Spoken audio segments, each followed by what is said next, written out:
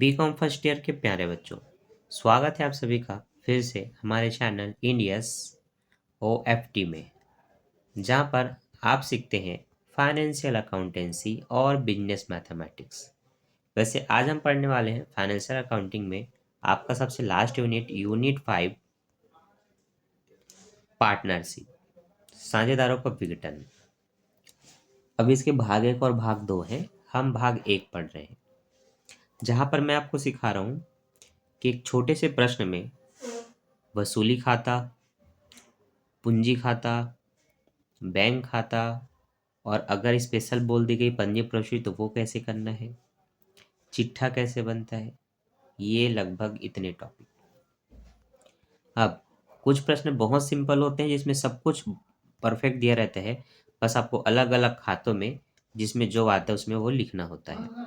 लेकिन कुछ प्रश्न ऐसे होते हैं जिसमें कुछ भी कॉमन नहीं होता कि ये स्पष्ट इसमें आएगा किस में आएगा, कुछ चीज़ें आपको निकालनी पड़ती है, ज्ञात करनी पड़ती है। ठीक है, तो वो कैसे होगा वो आपको उदाहरण नंबर 8 से देखने को मिलेगा। तो आप सभी के पास बुक होना चाहिए फाइनेंशियल अकाउंटिंग का। अब ये किसका है तो ये मैं बता देता हूँ, ये है डॉक्टर SM शुक्ल का।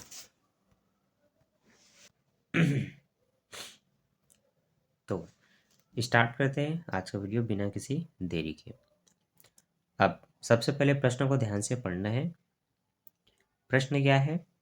ABC 3 साझेदार हैं जो 1 अप्रैल 2017 को क्रमशः 25,000, 20,000 और 15,000 रुपए की पूंजी लगाकर व्यवसाय आरंभ करते हैं।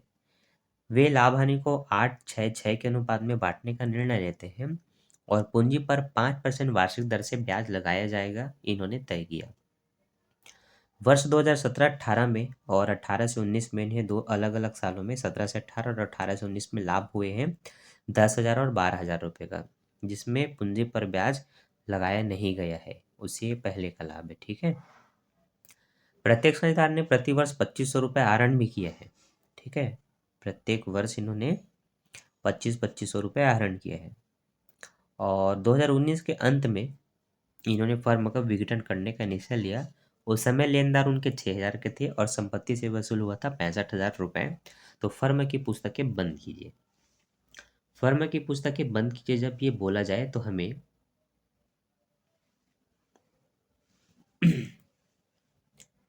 क्या क्या खाते बनाने होते हैं वो मैं आपको बता दूं। इसमें ये स्पष्ट होता है कि आपको बैंक खाता बनाना है, वसूली खाता बनाना है और पूंजी खाता बनाना है।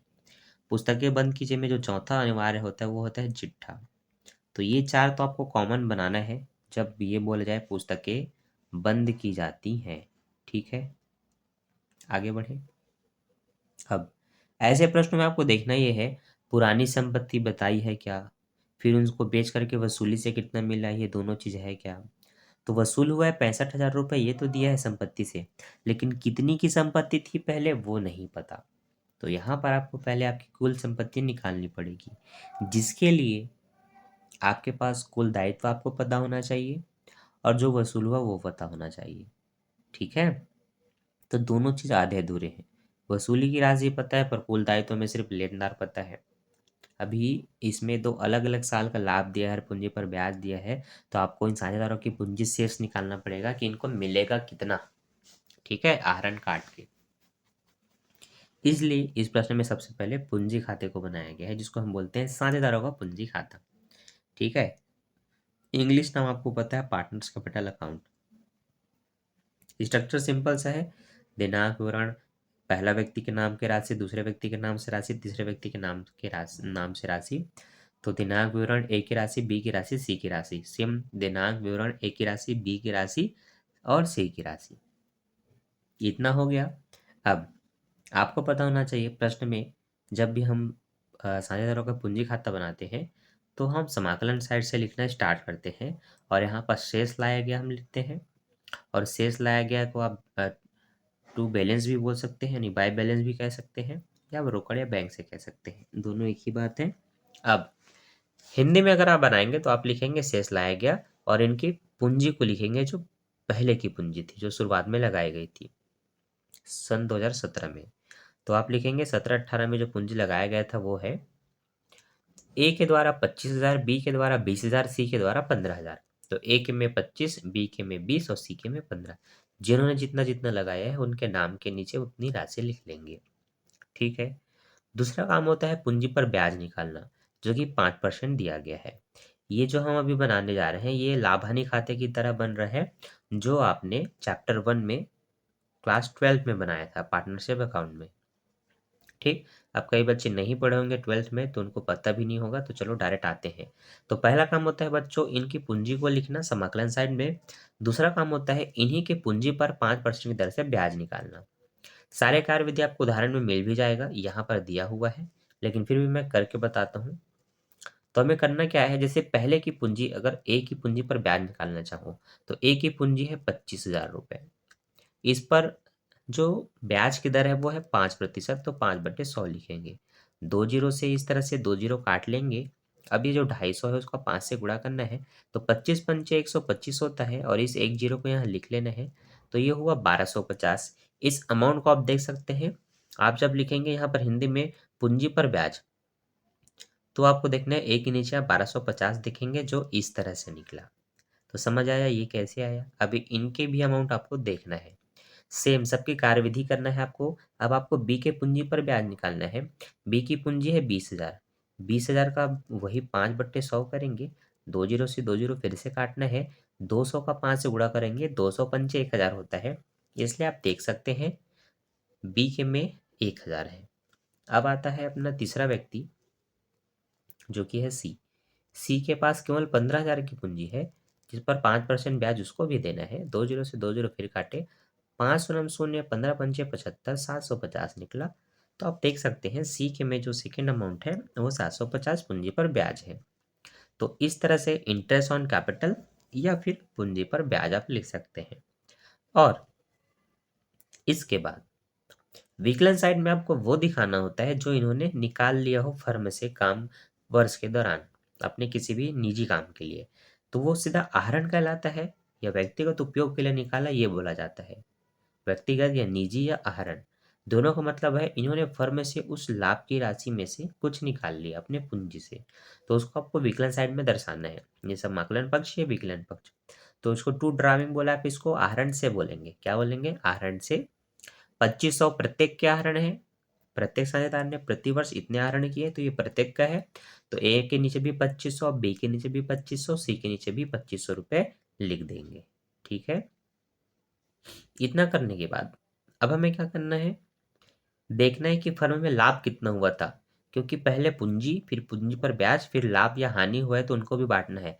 लाभ हुआ तो समाकलन में बांटते हैं, हानि हुआ तो विकलन में लिखते हैं। ठीक है। तो लाभ हुआ है 10,000 का। इस 10,000 के लाभ को किस में बांटना है? इनके लाभ हानि अनुपात में बांटना है। तो लिखा है 8-6-6 के अनुपात में लाभ हानि को विभाजित करते हैं। तो पहले व्यक्ति का निकालना है, अगर हमें मान लेते हैं ए का, तो ए का लाभ हानि हिस्सा है 8। अब नीचे में क्या आएगा, तो नीचे में आता है इनका अनुपातिक योग। तो 8-6-6 को आपस में जोड़ेंगे तो 6-6-12 और 8-20 होते हैं, बट्टे में आएगा 20। इस तरह से एक जीरो से हमने एक जीरो काट लिया, 2 एक कम 2, 2 चौक 8 काट लिया। अब ये 1,000 है और ये 4 है, तो 4 एक कम 4,000 निकल गया। तो आप देख सकते हैं। अच्छा, इसके नीचे तो नहीं लिखा है भाई ऐसा। ये तो गड़बड़ हो गई। अब ऐसा क्यों नहीं आया देखना पड़ेगा।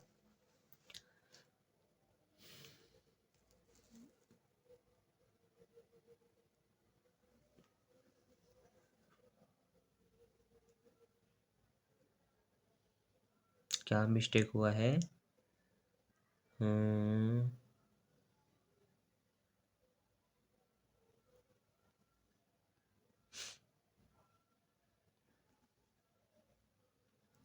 अच्छा, लाभ में से आहरण घटाने के बाद निकालते हैं वो। ठीक ठीक ठीक, सही बात है। वो मैं आपको बताना भूल गया। देखिए, लाभ हानि खाता जो बन रहे ना वो कार्यविधि के रूप में यहाँ पर बना हुआ है। उसके बाद ही आपको एग्जैक्ट लाभ की राशि पता चलेगी, वो मैं बताता हूँ। हम जो लाभ हानि खाता की जिक्र किए थे कि आपने कक्षा 12 में चैप्टर 1 में बनाया था, उसका स्ट्रक्चर कुछ इस तरह से होता है। ठीक है। Particular amount, particular amount. ठीक है। यहाँ पर हम क्या करते हैं, साझेदारों के पूंजी पर ब्याज को यहाँ पर लिखते हैं जो पूंजी पर ब्याज निकलता है, और इस तरफ हम लाभ की राशि को लिखते हैं जो कि 10,000 रुपये था। कितना था? 10,000 रुपये। अब कुल पूंजी पर ब्याज इनका कितना निकला, ये रहा, जो एक का है 1250। ठीक है, इसको भी अंदर में लिख के जोड़ना होता है। 1250, 1,750, कुल मिला के कितना हुआ बच्चों, ये 3,000 रुपये हुआ। ठीक है, और इस तरफ और एक्स्ट्रा क्या लिखते हैं, आहरण पर ब्याज लिखते हैं, लेकिन आहरण बस है, आहरण पर ब्याज की व्यवस्था नहीं की गई है। तो कुल मिला के आपको इस 10,000 में से इनके पूंजी पर ब्याज को घटाना होगा, इसके बाद जो लाभ आता है उसको बांटा जाएगा। तो यहाँ पर लाभ की राशि आई 7,000 रुपये। ये 7,000 क्या है, ये लाभ की राशि है जिसको बांटा जाएगा साझेदारों के पूंजी के लाभ हानि के अनुपात में। तो ये 7,000 कैसे निकला, उसके लिए मैंने आपको एक खाता बना करके बताया है। ये आप बिल्कुल इसमें कार्यविधिक रूप में बनाएंगे तभी आपका पूरा आंसर आएगा, वरना आप अटक जाएंगे, जैसे अभी मैं थोड़ा अटक गया था। ठीक है, समझ आया। अब उस 7,000 रुपये को हम बांटेंगे यही 8/20 के अनुपात में ए को। बी को बांटना होगा तो वही 7,000 रुपये में से बी का हिस्सा है 6/20। फिर सी को बांटना होगा तो सी का हिस्सा है वही 7,000 में 6/20। तो कह सकते हैं बी का जो निकलेगा वही सी का रहेगा, तो एक का निकाल लेते हैं।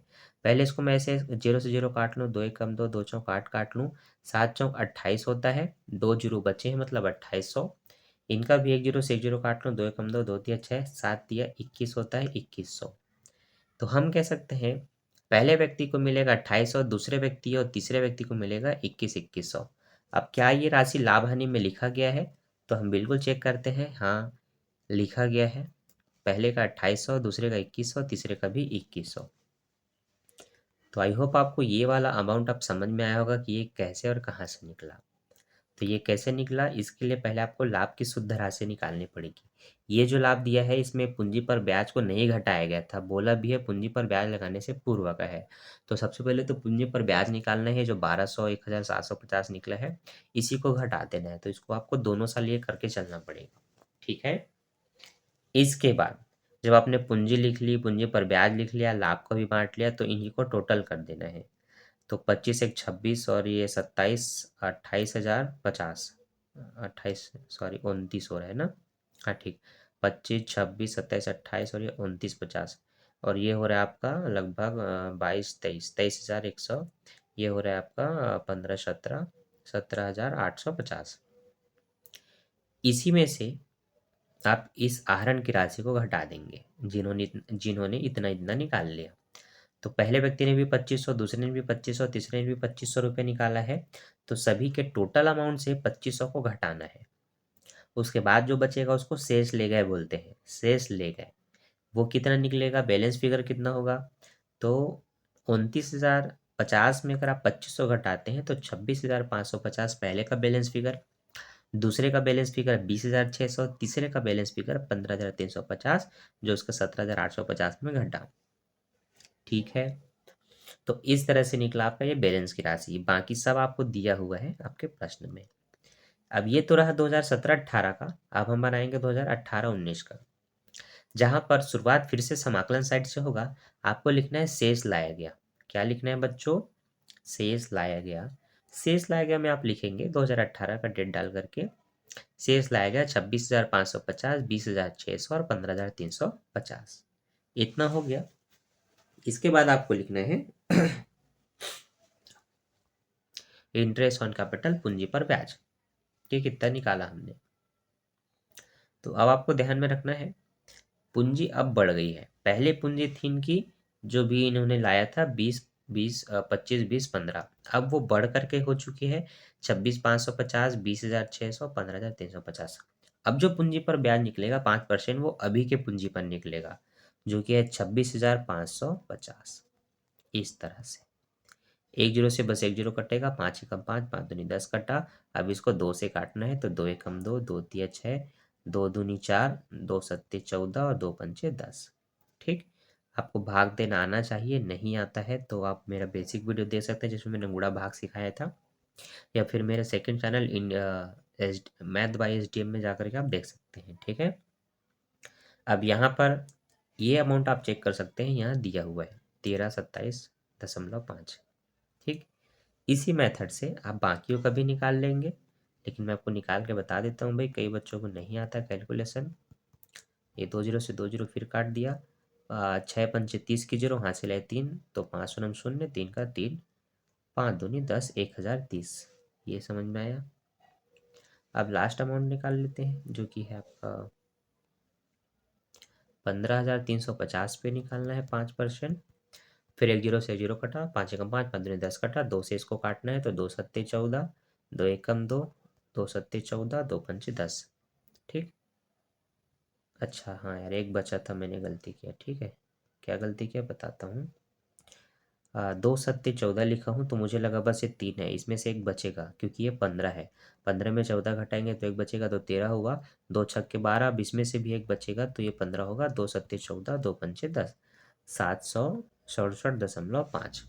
तो ये आपका अमाउंट समझ में आया आपको। तो इस तरह से तीनों पूंजी पर ब्याज हमने निकाल लिया। अब लाभ की राशि, इधर आहरण तो लिखना ही चाहिए, हर साल आहरण हो रहे हैं तो। अब लाभ की राशि कैसे निकलेगी, तो देखिए लाभ की राशि आपका 12,500 है सेकेंड साल में ना, सेकेंड ईयर में। लेकिन पूंजी पर ब्याज जो है उनको जोड़ के घटाना पड़ेगा। तो पूंजी पर ब्याज आप देखेंगे 1327, 1030, 767, 0.5 दो के में था, मतलब 1 रुपये एक्स्ट्रा बढ़ेगा, तो ये जो 14 14 होने वाले हैं उसमें एक बढ़ा देंगे तो ये 15 हो जाएगा। 15 के 5 हासिल आई 1, 6 3 9 1 10, तो 12 की 2 हासिल आई 1, 7 3 10 11 के 1 हासिल आई 1, और ये 3, 31 25 इसमें घटाना पड़ेगा। अब जो अमाउंट निकलेगा वो कुछ इस तरह से है। 10 में 5 जाएगा 5, अब इसने एक हासिल लेके 10 दिया होगा तो 9, 9 में 2 जाएगा 7, इसने एक हासिल दिया है तो 4, 4 में गया 3, अब एक में 3 नहीं जा सकता तो 12 में 3 जाएगा 9। 9,375 को बांटना है इनके लाभ हानि अनुपात में, जो कि है 8/20। ठीक है, 4 दूनी 8, 4 पंचे 20, 5 एकम 5, 5 एकम 5, 4 बचा, 5 अट्ठे 40, 3 बचा, 5 सत्ते 35, 2 बचा, 5 पंचे 25। अब 2 से गुणा कर दूं तो 5 दूनी 10, हासिल आई 1, 7 दूनी 14 15, हासिल आई 1, 8 दूनी 16 17, हासिल आई 1, 2 एकम 2 और 3, 3,750। तो इस तरह से आपका ये अमाउंट निकला। तो सभी का आप निकाल लेंगे उसी तरह से उनका पूंजी के अनुपात से, और ये निकल जाएगा लाभ। फिर सबको जोड़ेंगे और आहरण को घटाएंगे, फिर आपका ये नया बैलेंस फिगर निकलेगा, इनके नई पूंजी निकल जाएगी। इसी को अगले साल लाएंगे। और हाँ, इस साइड अब जो लिखा गया वो वसूली सीट को हानि हुआ है उसको लिखा गया है। अब ये कैसे निकलेगा, तो इसके लिए अब आपको वसूली खाते चिट्ठे बाकी चीज़ों में ध्यान देना पड़ेगा। ठीक। तो अभी तक तो ये 2 साल का आपको कंप्लीट करना था जो आपने अच्छे से कर लिया। अब मैं आपको नीचे दिखाता हूँ। ठीक है, नीचे चिट्ठा है। ठीक है, चिट्ठा, चिट्ठा आपको अच्छे से समझ में आना चाहिए, इसलिए अब मैं थोड़ा बड़ा करके दिखाता हूँ। चिट्ठे में सबसे पहले इधर ही से स्टार्ट करेंगे क्योंकि आपकी कुल संपत्ति आपको नहीं पता, ये बैलेंस फिगर पे निकलता है। तो सबसे पहले आप क्या करेंगे, अपने दायित्व को लिखेंगे। दायित्व में आपके पास सिर्फ लेनदार है, जो कि कितने का है, 6,000 का है, अपने पुस्तक में भी ऊपर देखा था, है ना। तो उसी को आप क्रेडिटर बोलते हैं और आपने लिखा 6,000 रुपये। दूसरा जो आपका दायित्व होता है, ये तो दायित्व वन है, जो दूसरा है वो आपकी पूंजी होती है, जो साझेदार की पूंजी है। जो भी ABC है उन जो इनको बांटना होता है ना, ये पूंजी होती है। तो इनके पूंजी का शेष किस में निकलता है, पूंजी खाते में निकलता है, जो कि आप यहाँ पर देख रहे हैं। ठीक है, 29, और ये जो भी पूरा आया था इसी को लिखेंगे, 29,127, 21,942, और ये 16,430। सबको जोड़ के लिखेंगे 67,500। अब इन दोनों को जोड़ देंगे, 67 में 6,000 तो 73,500 आएगा। उसी को हमने यहाँ लिख दिया, विविध संपत्ति 73,500। ठीक है, तो इस तरह से आपकी संपत्ति पता चल गई, पुरानी क्या है और नई क्या है। नई तो पता है, पुरानी पता चल गई। अब आपके लिए आसान होगा वसूली खाता बनाना, बैंक खाता बनाना, है ना। अब सब काफ़ी सरल है। अब आप वो अच्छे से कर सकते हैं। तो चलिए अब मैं आपको दिखाता हूँ आपका वसूली खाता कैसे बने। थोड़ा सा ये ब्लर है, लेकिन मेरी बातों पे ध्यान देंगे तो आपको समझ में आ जाएगा। ठीक, इस साइड लिखना होता है आपकी पुरानी संपत्ति को। पुरानी संपत्ति आपके पास क्या है, ये है आपका वसूली खाते का खाता, है ना, प्रारूप। तो विकलन साइड में लिखना है पुरानी संपत्ति। दूसरा लिखना होता है आपके जो भी दायित्व है, जैसे कि बैंक अधिविकास, ऋण, लेनदार, इन सबको। तो पुरानी संपत्ति आपने अभी निकाला 73,500 और लेनदार आपके पास 6,000 के हैं। अब आती है समाकलन साइड की बारी। क्रेडिट साइड में क्या लिखते हैं, तो डेबिट साइड था, क्रेडिट में क्या लिखते हैं, तो क्रेडिट में वही लेनदार जितना है, यहाँ पर जो आपने भुगतान किया उसको लिखते हैं, यहाँ पर जो एक्चुअल में है उनको दिखाते हैं। तो यहाँ पर भुगतान कितना किया नहीं बताया, तो उसी लेनदार को यहाँ भी, उसी लेनदार को यहाँ भी लिख लेंगे। और यहाँ पर जो वसूली से प्राप्त होता है उसको रोकड़ खाता को या बैंक खाता को बोल करके लिखते हैं। तो वो कितना प्राप्त हुआ है, 65,000। दोनों को जोड़ देते हैं तो ये आपका होगा 71,000। ये जोड़ेंगे तो ये आपका होगा 79,500। दोनों को एक दूसरे से घटाएंगे और जो बचत राशि आएगी वो साझेदारों के लाभ हानि खाते में बांटी जाएगी। तो इसको हम बोलते हैं वसूली खाते से हानि। तो आप देख रहे हैं ये आपका साइड है 79,500, ये आपका हो रहा है 71,000। तो 8,500 कुछ का डिफरेंस है, ये आपको स्पष्ट पता चल गया, जिसको बांटना है इनके पूंजी के अनुपात में। अब 8,500 को बांटना है पूंजी का अनुपात, मतलब वही 8/20। 4 दूनी 8, 4 पंचे 20, 5 एकम 5, 3 बचा, 5 सत्ते 35, 17 दूनी 34। तो पहले का 34 निकल गया। अब दूसरे का निकालना होगा इसी 8,500 में 6/20 करके। तो ये जीरो से एक जीरो काटा, 2 तिया 6 काटा, 5 शून्य शून्य, और सॉरी 5 तिया 15 की 5 हासिल आई 1, 8 तिया 24 और 1 25, 25 50 निकल गया, जो कि आप यहाँ पर देख सकते हैं। ठीक है, इस तरह से दोनों कंप्लीट हो गया। अब आते हैं हम अपने बैंक खाते में। बैंक खाता में हमने लिखा अच्छा, बैंक खाते में आने से पहले आपको फिर से जो आपका बचा है चिट्ठा, आपको चिट्ठा नहीं, पूंजी खाता, उसको कंप्लीट कर लेना है। ठीक है, तो यहाँ पर आपने देख लिया कि वसूली से हानि कितना हुआ है, 8,500 की, जिसको बांट भी लिया गया है। तो उन्हीं को आपको लिखना है इधर हानि करके। मैंने बताया था लाभ हुआ तो इधर, हानि हुआ तो इधर, तो हानि को इधर लिखना होता है। अब चूंकि इस साल का आहरण नहीं है तो हानि को लिखना पड़ेगा। आहरण इस साल भी होता तो उसको भी लिखे रहते हैं। ठीक है, तो तीनों की हानि को लिख दिए। टोटल अमाउंट था आपका 29,127, जिसमें से घटेगा तो 25,727, 19,392 और आपका 13,880 रुपये निकला। इन्हीं को आप क्या करेंगे, इनको इतना रुपए देना ही ये पता चला, उसको हम लिखते हैं बैंक खाते में। तो लास्ट आपका जो खाता बचा है वो बैंक खाता है। इसके बाद एक क्वेश्चन यहीं पर कंप्लीट हो जाएगा। ठीक है, टाइम हुआ है अभी 23 मिनट। ठीक, तो सबसे पहले हमने बता दिया, हाँ, बैंक खाते में क्या किधर आता है वो भी क्लियर कर दूं।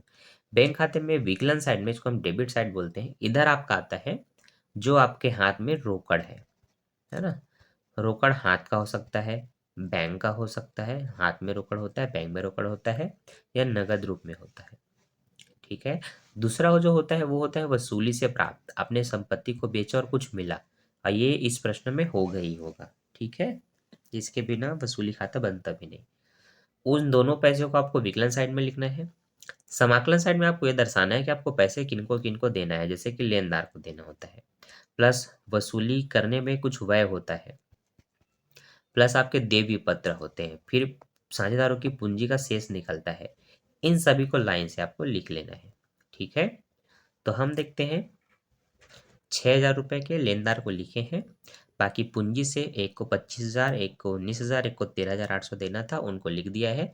और आपको ये बता दूं यहाँ दोनों पक्ष बराबर आते हैं, जितना रोकड़ है उतना ही पैसा चला भी जाता है। ठीक, बैलेंस यहाँ नहीं होता। तो इस तरह से हमने आज क्या क्या समझा उस पर आप नज़र मार लेते हैं। ठीक है, और इस उदाहरण में इसकी सारी कार्यविधि आपको बुक में ही दी हुई है, जो कि आप देखेंगे तो आपको और अच्छे से पता चल जाएगा। तो इस तरह से उदाहरण नंबर 8, जो कि साझेदारों का पूंजी खाता है, सॉरी वसूली खाता है, साझेदारों का समापन है, जहाँ पर हमने साझेदारों का पूंजी खाता, चिट्ठा, वसूली खाता और बैंक खाते को समझा, साथ में सारे कार्यविधि को भी देखा। तो इसी तरह के प्रश्न आपके एग्जाम में पूछे जाते हैं ऑप्शन 2 के रूप में। तो बिल्कुल ऐसे क्वेश्चन को बनाइए। उदाहरण के जितने भी क्वेश्चन हैं आपके लिए बहुत इंपॉर्टेंट होते हैं, क्योंकि ज़्यादातर बच्चे सिर्फ क्रियात्मक प्रश्नों का अभ्यास करते हैं, और क्रियात्मक प्रश्न का ज़्यादा अभ्यास करने के कारण एग्जामिनर क्या करते हैं, कई बार बहुत ज़्यादा चांसेस होते हैं एग्जाम्पल को देने का, क्योंकि उसको आप नहीं बनाते। तो आप उदाहरण बनाइए और अपने एग्ज़ाम की अच्छे से तैयारी कीजिए। Best of luck. अब समय काफ़ी कम है, जनवरी लग चुका है, और मेरे ख्याल से जब आप वीडियो देख रहे हैं तो ये शायद 9-10 तारीख भी हो गया होगा। तो आपके पास 20 दिन प्लस फरवरी का 28 दिन और मार्च का कुछ दिन, क्योंकि वो फेस्टिवल में जाता है और कई बार मार्च के आधे में आपका पेपर स्टार्ट हो जा रहता है। तो समझ सकते हैं कि आपके पास केवल यही लगभग 40 से 50 दिन है। इतने ही दिनों में आपको लगभग आपके 8 से 10 विषय की तैयारी करना है, जो कि पॉसिबल नहीं लगता। तो अभी से आपको 6 से 10 घंटा या जितना भी टाइम मिले बिल्कुल आपको पूरा पढ़ना चाहिए, अपने काम धंधे को ब्रेक मार के। तो पढ़ाई जारी करिए, स्टार्ट करिए अगर आपने अभी तक नहीं किया है तो, क्योंकि ये कोई हलवा नहीं है इतने सारे सब्जेक्ट को पढ़ना। चूँकि 12वीं में आपने पढ़ा है तो आपको पता चल गया होगा, उससे कई लेवल का और बहुत ज़्यादा आंसर इसमें दिया हुआ है इनके सभी सब्जेक्ट में। तो जल्दी से अपने एग्ज़ाम की तैयारी कीजिए और सारे वीडियो देखते रहिए, ताकि आपका मैथ्स अकाउंट का जो डर है वो ख़त्म हो जाए। बाकी मैं मिलता हूँ नेक्स्ट वीडियो में नेक्स्ट टॉपिक के साथ। अभी के लिए bye, thanks for watching, bye bye.